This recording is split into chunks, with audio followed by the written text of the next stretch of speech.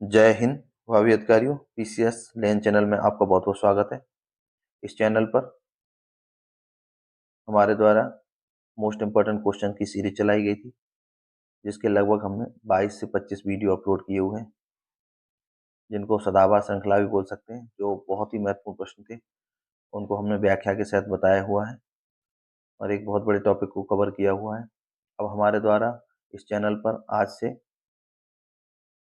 Most important topic की series शुरू की जा रही है, जिसमें हम सभी विषयों के मोस्ट इम्पोर्टेंट टॉपिक को कवर करेंगे, जो लगभग आपके सिलेबस के या एग्ज़ाम की दृष्टि से 70 to 80% जो आपके सिलेक्शन लेने के लिए आवश्यक हैं, उन सारे टॉपिकों को हम कवर कर लेंगे।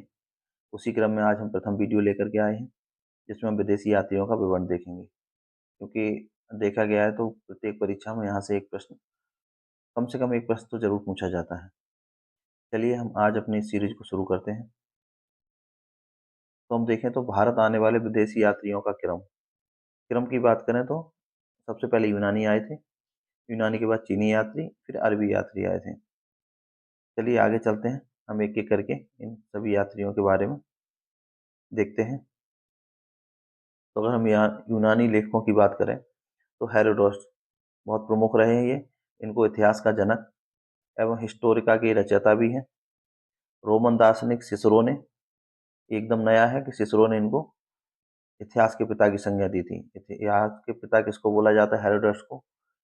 ये ज़्यादातर अभ्यर्थियों को पता होगा, लेकिन ये उपाधि इनको किसने दी? सिसरो ने। ठीक है, ये नया तथ्य है।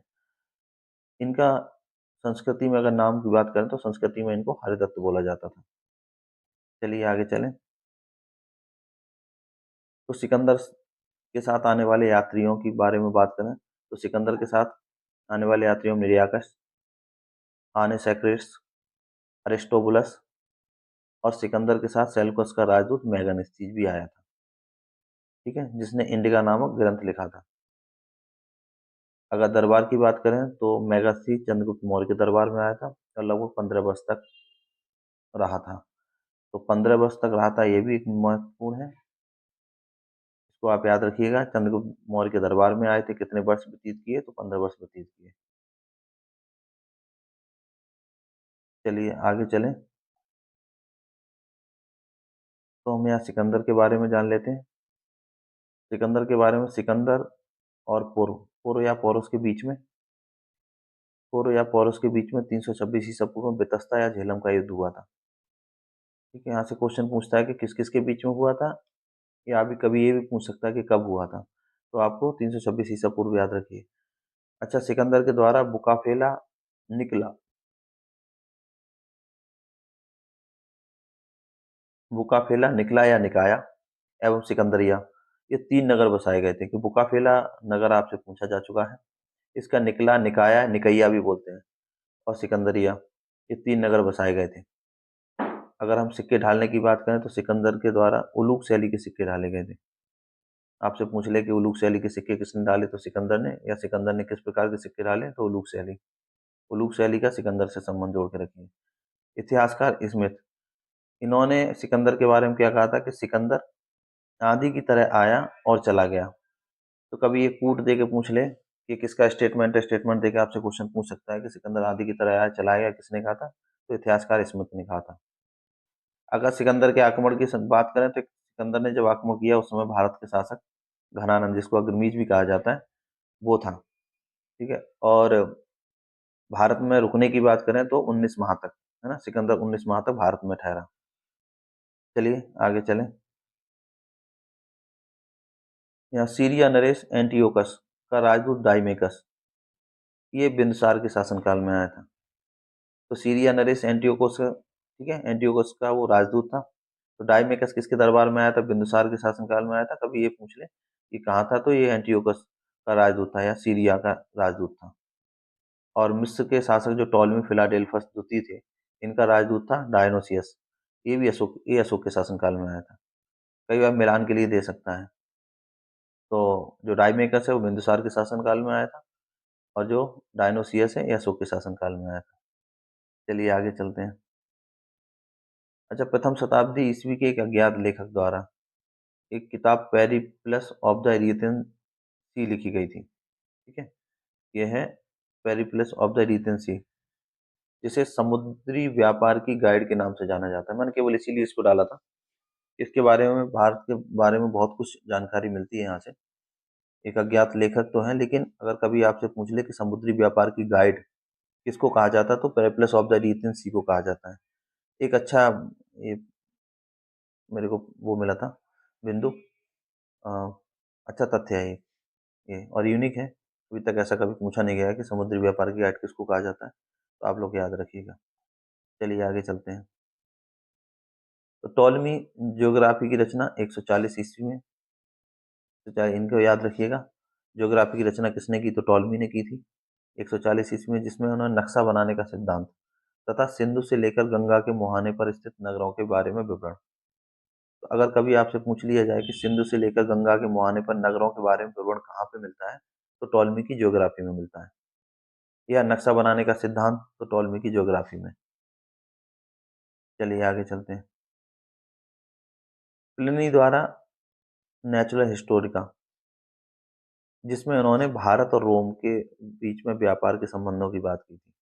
पूछा जाता है कि भारत और रोम के बीच व्यापार संबंधों के बारे में चर्चा कहाँ मिलती है, तो प्लिनी द्वारा नेचुरल हिस्टोरिका। अच्छा, इन्होंने लिखी किसी ने, ये लैटिन भाषा भी याद रखिएगा। ये किताब लैटिन भाषा में लिखी गई है और इसमें, इस किताब में भारतीय पशुओं, पेड़ पौधों, खनिज पदार्थों आदि के बारे में जानकारी मिलती है। किसी प्रकार से पूछ सकता है, भारत और रोम के बीच में व्यापार के संबंध में, या भारतीय पशुओं, पेड़ पौधों, खनिज पदार्थों के बारे में जानकारी हमें किससे वो प्राप्त होती है, तो नेचुरल हिस्टोरिका, जो प्लिनी द्वारा लिखी गई है। चलिए आगे चलते हैं। अब चीनी यात्रियों का क्रम देखें, तो चीनी यात्रियों में फाहियान, ये प्रथम चीनी यात्री था जो भारत आया था। इसके शासनकाल में चंद्रगुप्त विक्रमादित्य, ये चंद्रगुप्त द्वितीय है, तो चंद्रगुप्त द्वितीय विक्रमादित्य के शासनकाल में आया था, 375 से 415। उसके बाद फाहियान के बाद संग्युन आया था, तो 518 ईस्वी में 3 वर्ष भारत में प्रवेश तथा बौद्ध धर्म की प्रतियों को एकत्रित किया। ये बहुत प्रमुख पद है कि किसने बौद्ध ग्रंथ की प्रतियों को एकत्रित किया था। कौन एकत्रित करके लेके गया, तो संग्युन है।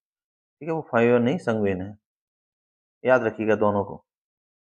चलिए आगे चलें। तो हैंसांग, ये भी चीनी यात्री।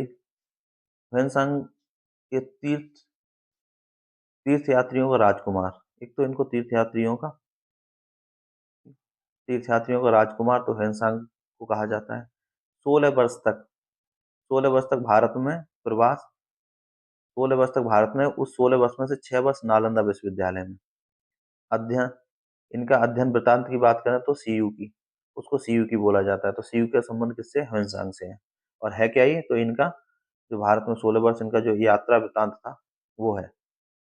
उसके बाद ह्वेनसांग के बाद कौन आया, तो इत्सिंग आई, यानी मेघनाद आया, फिर संगवेन आए, फिर ह्वेनसांग आए, अब इत्सिंग। तो इत्सिंग के बारे में बात करें तो ये 7वीं सदी में यात्रा कम नालंदा विश्वविद्यालय की इन्होंने यात्रा की थी। विक्रमशिला विश्वविद्यालय तथा तत्कालीन वेशभूषा तथा खान पान के बारे में, तो किसने नालंदा विश्वविद्यालय, विक्रमशिला विश्वविद्यालय, दोनों के बारे में चर्चा की, तो यात्रा की होगी। तो दोनों में इत्सिंग गए थे और इन्होंने भारतीय वेशभूषा और खान पान के बारे में भी जानकारी दी है। उसके बाद सुलेमान, 9वीं शताब्दी में उत्तर भारत की यात्रा, पाल और प्रत्यार शासकों के बारे में उल्लेख करने वाला। तो उत्तर भारत की यात्रा की है, पाल और प्रत्यार शासकों के बारे में उल्लेख किसने किया, सुलेमान ने। इनका कभी क्रम भी पूछ सकता है। तो मेगानिस्तीज हो गया, संगवेन हो गया, हुएनसांग हो गया, इत्सिंग। याद रखिए इनका आने का क्रम है, सुलेमान। और इनके एडिशनल यही है कि पाल और प्रत्यार शासकों के बारे में सुलेमान ने जानकारी दी। चलिए आगे चलते हैं। अरब यात्रियों का विवरण देखें, तो अरब यात्रियों में अल मसूदी, समय काल क्या रहा है, 914 से 915। इन्होंने किसके, ये राष्ट्रकूटों के समय में आए थे, राष्ट्रकूटों के बारे में इन्होंने जानकारी दी। उसके बाद अलबरूनी, तो अलबरूनी के बारे में है कि इनको गणित, विज्ञान, ज्योतिष के अतिरिक्त ये अरबी, फारसी, संस्कृत सभी भाषाओं के बारे में बहुत जानकारी थी। तहकीक हिंद के रचयिता रहे हैं। इस ग्रंथ में इन्होंने पूर्व मध्यकालीन भारतीय सभ्यता और संस्कृति का विस्तृत वर्णन दिया है। और अलबरूनी के बारे में है कि इनको गणित, विज्ञान, ज्योतिष के साथ साथ अरबी, फारसी, संस्कृत भाषाओं का भी ज्ञान था। तो ये रहे आपके यात्री के बारे में पूरा विवरण। वीडियो अच्छा लगा हो उसको लाइक, कमेंट, शेयर कीजिए और हम इसी प्रकार छोटे-छोटे से समय में आपके महत्वपूर्ण टॉपिकों को कवर करेंगे और साथ में उसकी प्लेलिस्ट भी बना देंगे ताकि आपको उसको ढूँढने में कोई दिक्कत समस्या ना हो। चलिए, धन्यवाद।